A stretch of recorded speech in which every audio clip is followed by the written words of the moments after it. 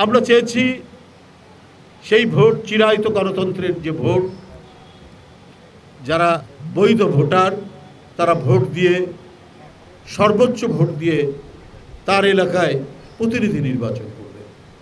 যে দলের প্রতিনিধিরা সবচেয়ে বেশি ভোট পাবে তারা সরকার গঠন করবে। এই 18 কোটির দেশ, যেখানে প্রায় 12 কোটির মতো ভোটার, সেখানে আপনি কিভাবে এই আনুপাতিক ভোটের কথা আপনারা বলছেন? এটা তো আমরা বুঝতে পারছি কিসের জন্য। যদি নির্বাচন নিয়ে, যদি গণতন্ত্রের ধারাবাহিকতা নিয়ে, যে গণতন্ত্র উদ্ধার করতে গিয়ে এত জীবন, এত রক্তদান, যে গণতন্ত্রের জন্য দেশের কোটি কোটি মানুষের শুভেচ্ছা নিয়ে যিনি রাজনীতি করেছেন দীর্ঘ দিন, এবং এই গণতন্ত্র উদ্ধারের জন্য অসুস্থ থাকার পরেও কারাগারে বছরের পর বছর যিনি অবস্থান করেছেন, কারান্তরীণ থেকেছেন, কি লাভ হবে তা?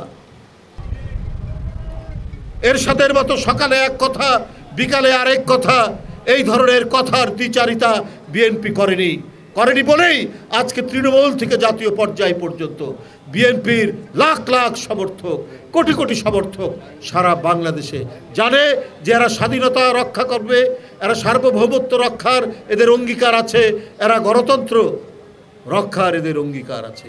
কারণ এদের নেত্রী দেশনেত্রী বেগম খালেদা জিয়া, এদের নেতা জনাব তারেক রহমান, এই দৃঢ় নেতৃত্বের পতাকা তলেই আজকে সারা বাংলাদেশ ঐক্যবদ্ধ।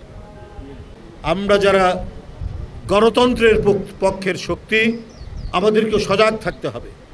আমাদের দ্বারা যেন কোনো সাধারণ মানুষ কোনো ক্ষতিগ্রস্ত না হয়, কোনো চাঁদাবাজি, দখলবাজি, কোনো কিছুর সাথে বিএনপির কোনো অঙ্গ সংগঠন বা বিএনপির কোনো নেতার যেন নাম না শোনা যায়, কোনো মানুষ যেন আমাদের আচরণে ব্যথিত না হয়, আপনাদের সেইটি দেখতে হবে। কারণ আমরা যদি গণতন্ত্রকে শক্তিশালী করতে চাই, তাহলে আমাদের সমাজ এবং রাষ্ট্রকে গণতন্ত্রের পালাবদল, গণতন্ত্রের ধারাবাহিকতা রক্ষার জন্য আমাদের এই সমাজকে আইনের শাসন প্রতিষ্ঠা করতে হবে, ন্যায় বিচার প্রতিষ্ঠা করতে হবে। যেন একটা গরিব রিক্সাওয়ালা, একটা সিএনজিওয়ালা, সে যদি ভুক্তভোগী হয়, সে যেন আদালতে গিয়ে ন্যায় বিচার পায়। সেটাই হচ্ছে গণতন্ত্রের সবচাইতে বড় বৈশিষ্ট্য, সেটাই হচ্ছে গণতন্ত্রকে শক্তিশালী করার সবচাইতে বড় দিক। একজন পুলিশ বলছে তার বড় কর্মকর্তাকে ওয়ার্ল্ডলেসে যে স্যার, একটাকে গুলি করে মারি, আরেকজন এসে দাঁড়িয়ে যায়। বীরত্বের এর চাইতে আর কি দৃষ্টান্ত হতে পারে?